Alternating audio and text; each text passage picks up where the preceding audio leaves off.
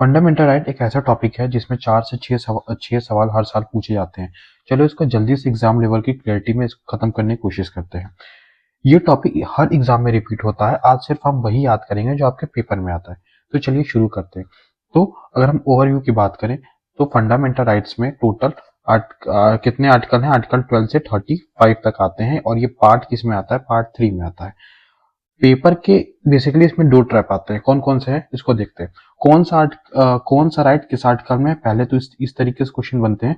और दूसरा ये होता है कि कौन सा आर्टिकल किस इमरजेंसी में सस्पेंड हुआ। दो तरीके क्वेश्चन बनते हैं। अच्छा, एक और तरीके क्वेश्चन आजकल बनते हैं कि जो राइट टू प्रॉपर्टी है और फंडामेंटल राइट है कि नहीं। ये एग्जाम का फेवरेट क्वेश्चन ये सारे हैं। पहला किस तरीके क्वेश्चन बनते हैं? कौन सा राइट किस आर्टिकल में है। दूसरा अगर हम बात करें कौन सा आर्टिकल किस इमरजेंसी सस्पेंड हुआ। और तीसरा जो है राइट टू प्रॉपर्टी और फंडामेंटल राइट है कि नहीं। यही इसी के आसपास एग्जाम में क्वेश्चन घुमा के पूछते रहते हैं। तो चलिए शुरू करते हैं।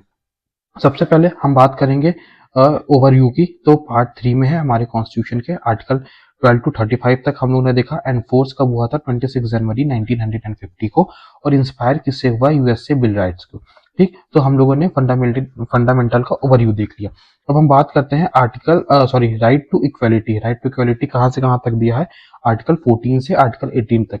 इससे एग्जाम में बार बार क्वेश्चन पूछे जाते हैं कि जो रूल ऑफ लॉ है, ठीक, रूल ऑफ लॉ है और इक्वल प्रोटेक्शन ऑफ लॉ है, ये कहाँ से आया? तो ये आर्टिकल 14 से आया। ये एग्जाम का सबसे हाई वेटेज टॉपिक है। तो इसी से पूछते हैं इक्वल प्रोटेक्शन ऑफ लॉ कहाँ से लिया गया है? यूएसए से। और इक्वालिटी बिफोर लॉ ये कहाँ से लिया गया है? यूके से। ठीक है, इसी तरीके से अब हम आगे चलते हैं। आर्टिकल 15 की बात करें तो क्या है? प्रोहिबिशन ऑफ डिस्क्रिमिनेशन, मतलब किसी के साथ भेदभाव नहीं होना चाहिए। ठीक, इसमें जो डिस्क्रिमिनेशन है आर्टिकल 15 में, इसमें दो आर्टिकल इंपॉर्टेंट है। कौन कौन से इसके हैं? एक 15 का क्लॉज 3, इसमें ये बात करता है स्पेशल प्रोविजन दिया गया है फॉर वुमेन और चिल्ड्रन को। इसको तो याद रखिएगा क्योंकि ये इंपॉर्टेंट है। ठीक, इसी तरीके से आर्टिकल 15 का 4 क्या कहता है? आर्टिकल 15 का 4 कहता है जो reservation for socially and educationally backward classes. इसको भी याद रखिएगा। ये कब आया था? ये कहाँ से आया था? ऐड किया गया था फर्स्ट कॉन्स्टिट्यूशन अमेंडमेंट एक्ट से। अच्छा, इसी से रिलेटेड 15 कंफ्यूज करने के लिए 15(4) वर्सेस 16(4) को दे देता है। जो हमारा 15 का 4 जो है वो किसके लिए है? सोशली और एजुकेशनली बैकवर्ड क्लासेस के लिए। इसी के साथ 16 का 4 क्या है? एससी एसटी के रिजर्वेशन के लिए। तो इसमें कंफ्यूज मत होइएगा, ये इंपॉर्टेंट है। ठीक, आर्टिकल, अब चलते हैं 16 का। आर्टिकल 16 की तरफ चले। इक्वालिटी इन पब्लिक एम्प्लॉयमेंट, मतलब किसी को भी एम्प्लॉयमेंट पे इक्वालिटी, सबको समान मिलना चाहिए। इसमें एक इंपॉर्टेंट हो जाता है 16 का 4। जैसे मैंने बताया 15 का 4 एससी एसटी में क्या देना है? रिजर्वेशन देना है। फैक्ट की बात करें अगर कुछ, तो 16 का जो 4A है रिजर्वेशन इन प्रमोशन, मतलब रिजर्वेशन प्रमोशन में भी रिजर्वेशन मिलेगा। इसको ऐड किया गया था 77 कॉन्स्टिट्यूशन अमेंडमेंट एक्ट 1995। ये उतना इंपॉर्टेंट नहीं है, पर 16 का 4 इसको याद रखिएगा। आगे चलते हुए हम आर्टिकल 17 देखें। Abolishment of untouchability. अनटचेबिलिटी की अगर हम बात करें तो offences is punishable under protection of civil act 1995 में।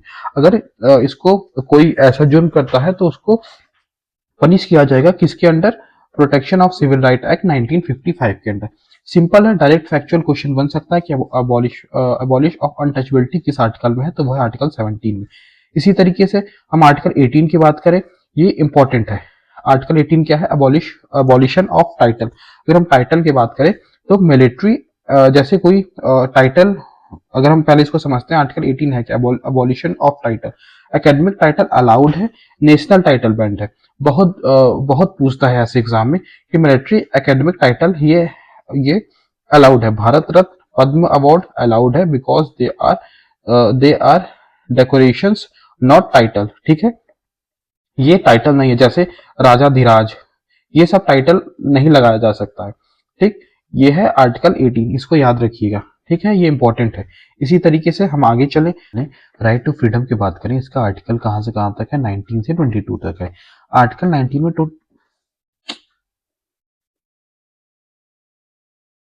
अगर हम आगे अगर हम आगे चले, राइट टू फ्रीडम की बात करें, आर्टिकल ये बात करता है 19 से 22 तक।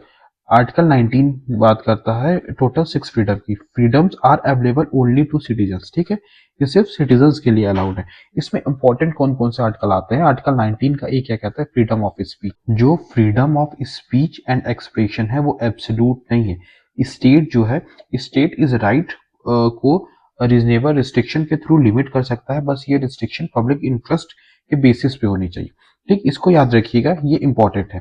ठीक है, इसी तरीके से जो press freedom is not mention explicitly, मतलब जो प्रेस फ्रीडम है वो डायरेक्ट इसमें मेंशन नहीं है, कॉन्स्टिट्यूशन में मेंशन नहीं किया गया है। ठीक है, आइए अब इसी तरीके से हम आगे चलते हैं। आर्टिकल 20 की अगर हम बात करें तो आर्टिकल 20 क्या कहता है? ये क्या कहता है? Protection in criminal cases. मतलब जो आर्टिकल 20 है एग्जाम के लिए हाई वैल्यू टॉपिक है, क्योंकि ये क्रिमिनल लॉ के 3 कोर प्रोटेक्शन देता है। पहला है no double jeopardy, no self incrimination, इसको कहां से लेके आया गया है? यूएसए से। No ex facto punishment. ठीक, आइए इसको समझते हैं एक एक चीज को। तो जो नो डबल जियोपार्डी है, इसका यह मतलब है सेम अफेंस पे दोबारा ट्रायल या पनिशमेंट नहीं होगा। ठीक, no self incrimination. No self incrimination का क्या मतलब है? अक्यूज्ड को खुद के अगेंस्ट फोर्सफुली स्टेटमेंट नहीं देना होता है। ठीक, वो खुद के अगेंस्ट नहीं दे सकता है क्या चीज? स्टेटमेंट फोर्सफुली वो अपने मन से दे सकता है, पर फोर्सफुली उनको नहीं दिलाया जा सकता है। तीसरा है no ex post facto punishment. इसका क्या मतलब है? इसका ये मतलब है कि बाद में अगर लॉ बना, पुराने क्राइम पर अप्लाई नहीं होगा। सपोज कोई क्राइम हुआ 2005 में और कोई नया लॉ बना 2008 में, तो इस वाले पे अप्लाई नहीं होगा, ये पुराने वाले ही, सॉरी, ये पुराना वाला ही चलेगा, नया लॉ इस पे नहीं अप्लाई होगा। ठीक है, इसको याद रखिएगा। ठीक, अब आगे चलते हुए अगर हम बात करें आर्टिकल 21 की, आर्टिकल 21 की अगर हम बात करें तो जो आर्टिकल 21 है वो किसकी बात करता है? वो बात करता है right to life and personal liberty. तो राइट टू लाइफ और ये पर्सनल लिबर्टी की बात करता है। ठीक, इसमें आता है right to privacy, right to clean environment, right to dignity, right to legal aid. ये सब इन सभी चीजों की बात करता है। राइट टू लाइफ में जितनी भी चीजें आएंगी ना, जितनी भी चीजें होती है ना, वो राइट टू लाइफ में आती हैं। ठीक है, ये आर्टिकल्स पेपर का एक फेवरेट आर्टिकल है, इसको याद रखिएगा। ठीक है, इसी तरीके से आर्टिकल 21 है। आर्टिकल 21 जो है वो क्या कहता है? पहली चीज ये कहां से आया है? 86 कॉन्स्टिट्यूशन अमेंडमेंट एक्ट, जो कि हुआ था 2002 में, इसको याद रखिएगा। ये बहुत इंपॉर्टेंट है क्योंकि इससे हर साल एग्जाम में क्वेश्चन आते हैं। क्यों आते हैं? क्योंकि एजुकेशन और चिल्ड्रन, किसी भी एग्जाम में वुमेन और चिल्ड्रन पे मेन फोकस होता है, तो ये सारे आर्टिकल्स को आपको याद करने ही पड़ेंगे। 21 आर्टिकल ये क्या कहता है? Free and compulsory education 6 to 14 year तक। ठीक, तो आर्टिकल 21 भी हमारा कंप्लीट हुआ। अब आगे चलते हैं। इसी तरीके से आर्टिकल 22 बात करता है अरेस्ट, कस्टडी और प्रिवेंटिव डिटेंशन में सिटीजन के कोर प्रोटेक्शन देता है। इसलिए एग्जाम के पॉइंट ऑफ व्यू से ये इंपॉर्टेंट हो जाता है, क्योंकि इसमें बार बार इससे क्वेश्चन पूछे जाते हैं। तो आइए सबसे पहले समझते हैं maximum detention without charges 24 hour. ठीक, अरेस्ट का रीजन पहला चीज तो बताना पड़ेगा, और 24 आवर के अंदर उसमें मजिस्ट्रेट के सामने इनको जो भी जिसको भी पकड़ा गया उसको पेश करना होगा। आर्टिकल 22 का पहला ये है। दूसरा क्या है? No right to under preventive detention, मतलब प्रिवेंटिव डिटेंशन अलाउ है बट स्ट्रिक्ट सेफगार्ड कंपलसरी है। ठीक है, इसी तरीके से ये चीजें है like NSA, national security act, इसके अंडर में आता है। आई होप ये आर्टिकल आपको समझ में आया हो। आगे चलते हुए हम बात करें आर्टिकल 23 और 24 की। ये किसकी बात करता है? Right against exploitation. इसको समझते हैं। आर्टिकल 23 जो है वो कहता है फोर्स लेबर, बैगर और ह्यूमन ट्रैफिकिंग को कंप्लीटली बैन करना। स्टेट प्लस प्राइवेट इंडिविजुअल दोनों पर लागू होता है। कंपलसरी सर्विस अलाउड है, बस डिस्क्रिमिनेशन नहीं होना चाहिए। ठीक है, तो ये है आर्टिकल 23, ये भी इंपॉर्टेंट है। इसी तरीके से हमारा है article 24 child labour.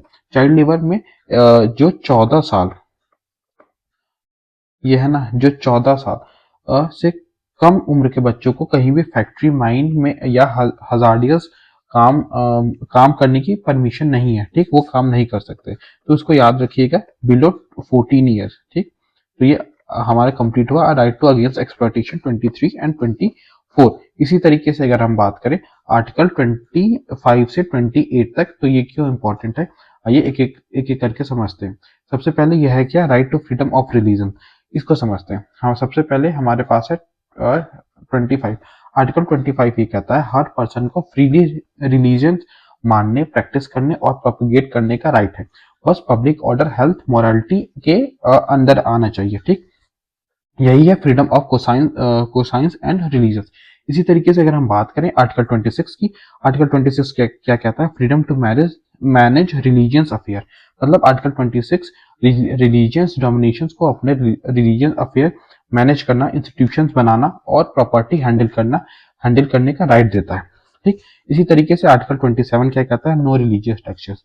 No religious taxes का क्या मतलब है? स्टेट किसी भी सिटीजन से रिलीजियस पर्पस के लिए टैक्स फोर्सफुली नहीं ले सकता है। ठीक है, यहाँ पे है फोर्सफुली नहीं ले सकता है। ठीक है, इसी तरीके से आर्टिकल 28 क्या कहता है? आर्टिकल 28 क्या कहता है? Religion instruction in educational institution. मतलब आर्टिकल 28 ये कहता है कि गवर्नमेंट फंडेड इंस्टीट्यूशन में रिलीजन इंस्ट्रक्शंस टोटली बैन है। ठीक, बट प्राइवेट ट्रस्ट इंस्टीट्यूशन में अलाउड है, बस अटेंडेंस कंपलसरी नहीं बनाई जा सकती है इसमें। तो ये इंपॉर्टेंट आर्टिकल है हमारे 25 टू 28 के। इसी तरीके से अगर हम बात करें आर्टिकल 29 से आर्टिकल 30 तक, तो आर्टिकल 29 से आर्टिकल 30 हमारे कवर करता है कल्चरल एंड एजुकेशनल राइट। इसको समझते हैं। तो जो हमारा आर्टिकल 29 है, ये प्रोटेक्ट करता है हमारी किसके? लैंग्वेज को, स्क्रिप्ट को और कल्चर को। मतलब सिटीजन के ग्रुप अपनी लैंग्वेज, स्क्रिप्ट और कल्चर को प्रिजर्व कर सकते हैं। ठीक है, ये हमारा आर्टिकल 29। इसी तरीके से हम बात करें आर्टिकल 30 की, राइट राइट्स ऑफ माइनॉरिटीज। मतलब माइनॉरिटीज को अपने एजुकेशनल इंस्टीट्यूशन स्टेब्लिश करना, एडमिनिस्टर करने के लिए राइट डेटा राइट देता है, चाहे वो लिंग्विस्टिक हो या फिर रिलीजियस माइनॉरिटी।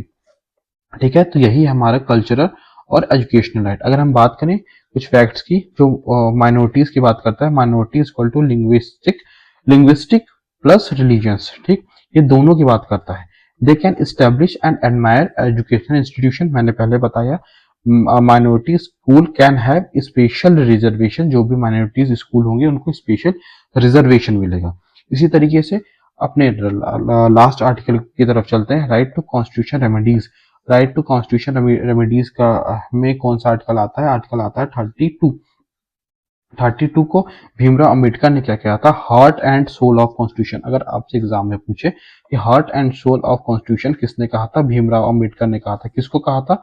आर्टिकल 32 को कहा था। तो आर्टिकल 32 करता क्या? आर्टिकल 32 प्रोटेक्ट करने के लिए है, जो डायरेक्टली सुप्रीम कोर्ट में जाने का राइट देता है।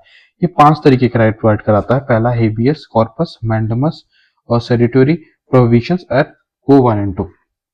ठीक, तो ये 5 तरीके का राइट प्रोवाइड कराता है आर्टिकल 32। तो ये हमारे कंप्लीट हुए सारे ही आर्टिकल। अगर आपको वीडियो पसंद आई हो तो उसके लिए थैंक यू। अगर आपने अभी तक देखा, तो अगर आपको अच्छी लगे तो प्लीज़ हो सके तो लाइक करिएगा, मन करे तो शेयर करिएगा और सब्सक्राइब भी करना चाहे तो कर सकते हैं, वरना कोई बात नहीं।